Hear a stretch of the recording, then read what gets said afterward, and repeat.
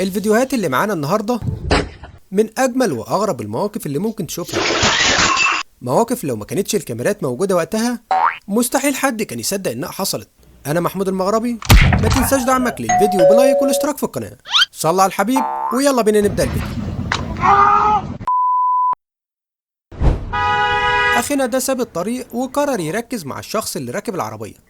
بجد تستاهل اللي حصل لك. دايما ما تأمنش للحيوانات اللي بتكون محبوسة زي دي، لأن رد فعلها بيكون غير متوقع تماما.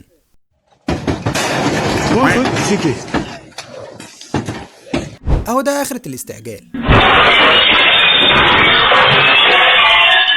الحمد لله إنها عدت على خير وما حصلوش حاجة. أهو ده بقى صاحبك اللي أول ما يروح أي مكان تلاقي الكاميرات شغالة ال 24 ساعة، ما يبطلش تصوير في نفسه. يا جدع ارحمنا بقى. لما تيجي تبدأ يومك في شغلك ويبقى كده، واضح هنا إن اليوم باين من أوله. دايما لازم تسمع كلام المعلم بتاعك في الشغل، زي الشخص ده بالظبط اللي واضح عليه إن فاهم شغله. أخينا ده أول يوم ليه النهاردة في الشغل، وشكله كده هيبقى آخر يوم برضه. صاحب الشغل ده مش نافع تاني.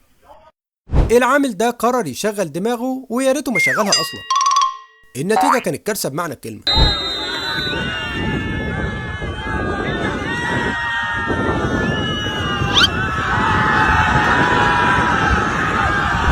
وهنا لما يكون أول يوم ليك في الجيم النهاردة،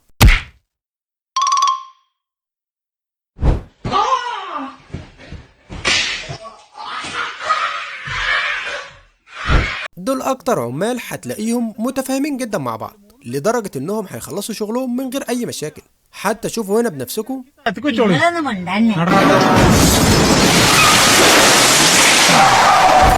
الناس اللي لسه بتتفرج ومكملة معايا لحد اللحظة دي، صدقني مش هتخسر حاجة لو عملت لايك للفيديو واشتركت في القناة. مفيش حد بيشيل غلطة اللعيبة اللي هنا غير الحارس ده. يا ساتر يا رب، ده شكله بقى في عالم تاني خالص.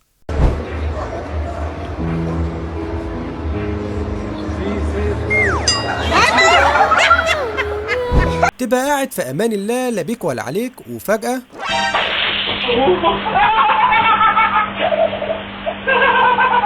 وهنا لما تكون بتهزر مع صاحبك اللي بيدوخ بسرعة بتكون دي النتيجة.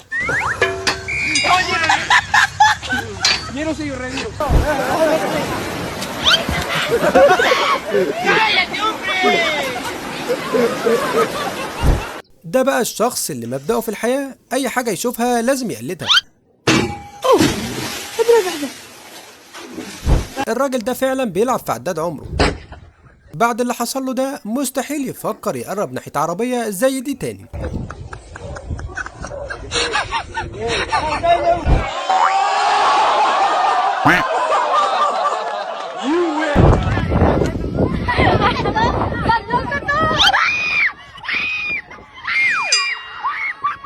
طبعا مفيش أحلى من إنك تخلص شغلك بنفسك زي الشخص ده. يا ريتك يا جدع ما فكرت تعمل حاجة أصلا.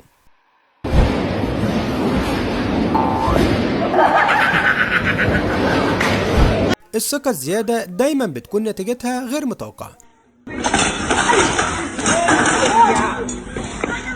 أخينا ده شكله أول مرة يروح الجيم النهاردة.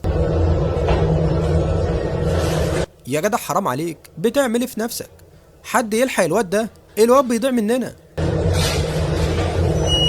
الشخص ده حظه نحس قوي، لأنه هيكون التجربة الأولى على ترابيزة نقل المرضى. الشخص ده بيحاول بكل الطرق يعدي من غير ما يبهدل نفسه، لكن شكله كان نحس قوي.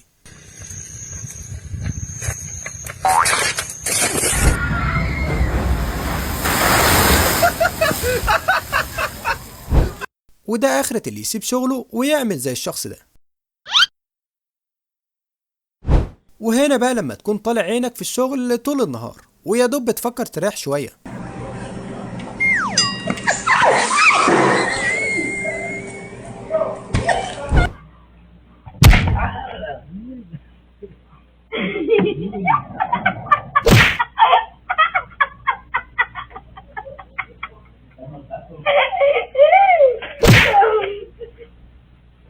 كمية الثقة اللي الشخص ده فيها هتوديه في داهية دلوقتي.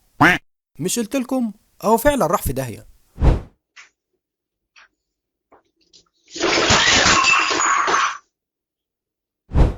الشخص ده هيتعلم درس دلوقتي ان مش اي حاجة ينفع يحركها من مكانها.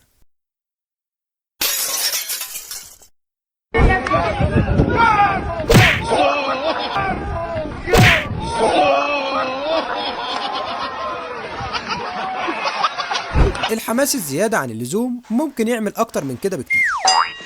الشخص ده عنده توازن فوق الخيال. يا راجل كسفتنا.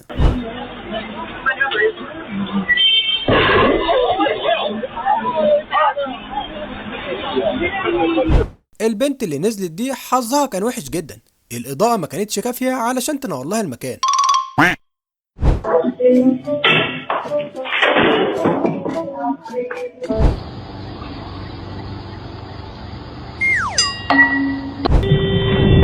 في آخر لحظة الشخص اللي سايق العربية وقف قبل ما يخبط الراجل ده. خد بالك بقى المرة الجاية. Ay, mi chalán. Pásame el cubetazo. No, no, no tiembles. Pásamelo, pues. Pásamelo. No tiembles. البنت دي باين عليها ان بتتعلم السواقة، ورغم ان الشخص ده بعد عنها بعد ما خبطته، لكن شكلها مصممة ما تسيبوش في حاله.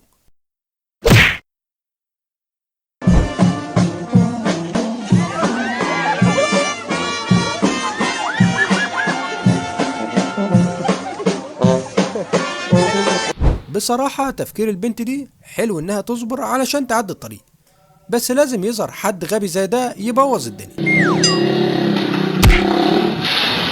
الفنون القتالية بالنسبة للشخص ده حاجة سهلة جدا، حتى شوف بنفسك.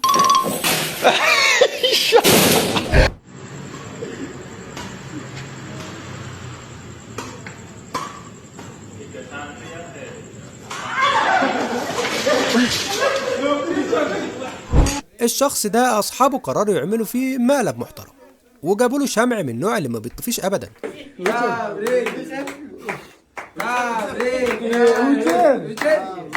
فضل زي ما انتم شايفين يطفي في الشمع طول الليل.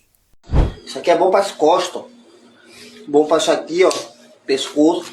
Você tem que ficar firme, firme, firme. وللأسف وصلنا لنهاية الفيديو، لكن الأوقات اللي دايما بقضيها معاكم بتكون من أحلى وأجمل الأوقات، وساعتها بكون فرحان جدا. وياريت ما تنساش تعمل لايك للفيديو وتشترك في القناة، وتشوف باقي الفيديوهات على القناة. أشوفكم بخير، سلام عليكم.